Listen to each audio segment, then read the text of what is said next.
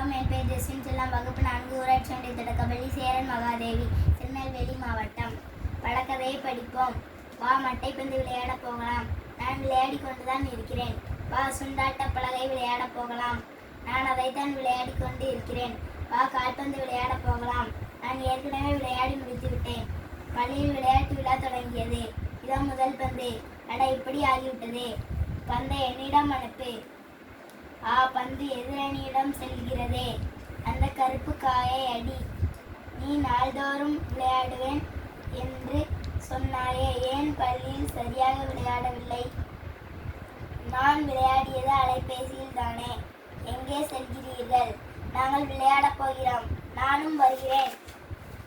படிப்பேன், எழுதுவேன். விதை செடியாக மாறும், பூக்கள் மாலையாக மாறும், கல் சிலையாக மாறும், பஞ்சு நூலாக மாறும், பூ காயாக மாறும், காய் பழமாக மாறும், பால் தயிராக மாறும், தயிர் மோராக மாறும், மோர் வெண்ணெயாக மாறும், வெண்ணெய் நெய்யாக மாறும். படிப்பேன், விடையை கண்டுபிடிப்பேன். குரங்கு காட்டுக்குள் ஓடி வந்தது. அங்கே ஓநாய்கள் இருப்பதை கண்டது. ஆடுகள் கூட்டம் கூட்டமாக வரத் தொடங்கின. சத்தம் போட்டு ஆடுகளை விரட்டியது குரங்கு. தப்பித்த ஆடுகள் மகிழ்ச்சியுடன் இருந்தன. காட்டுக்குள் ஓநாய்கள் என்ன செய்து கொண்டிருந்தன? காட்டுக்குள் ஓநாய்கள் கூட்டமாக மகிழ்ச்சியுடன் இருந்தன. உரையாடலை படிப்பேன், தொடர்ந்து எழுதுவேன். நண்பா, நலமாய் இருக்கிறாயா? அருமையாக இருக்கிறேன் நண்பா. நேற்று என் தாத்தா என்னிடம் சில நகைச்சுவை புதிர்களை கேட்டார். அதை உன்னிடம் கேட்கவா? கேள் நண்பா. மிகவும் குளிரான விலங்கு எது? அது எனக்கு தெரியுமே, பனிக்கரடி தானே. அருமை நண்பா. உண்ண முடியாத காரம் அது எது? சொல்லு பார்ப்போம். கண்டுபிடித்து விட்டேன், கடிகாரம் தானே.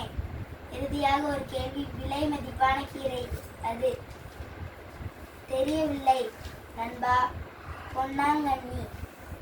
நாடும் சில நகைச்சுவை புதிர்களை கேட்கவா? சரி, கேள். வெட்டக்கூடிய காய் எது தெரியுமா? கத்தரிக்காய். கையில் பிடிக்க முடியாத வில் எது? வானவில். நன்றி.